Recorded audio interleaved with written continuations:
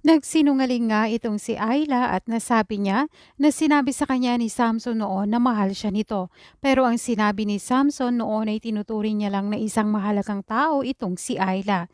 Dagdag pa nga ni Ayla na sinabi pa ni Samson sa kanya na pagod na siya kay Feliz. Pero ang totoong sinabi ni Samson noon ay kung hindi pa ba siya napapagod sa pinapagawa ni Feliz dahil siya ay pagod na. Kaya nasabi ni Ayla sa kanya na sa oras na makabuo sila ay matatapos din. Sumabat naman itong si Samson sa korte at sinabi niyang kahit kailan ay hindi niya minahal itong si Ayla.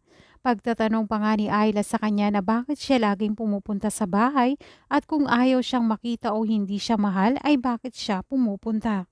Sasabihin naman ni Samson na dahil gusto niya lang makasigurado na makabuo na sila dahil gusto niyang maging masaya si Feliz kapag nagka-baby na sila. At pinangako din ni Samson kay Genesis na aalagaan niya itong si Ayla hanggang sa magkaroon na sila ng baby.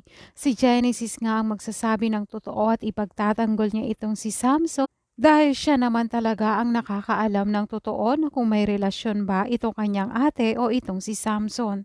Sasabihin nga ni Genesis sa korte na wala naman talagang relasyon ang kanyang ate at itong si Samson.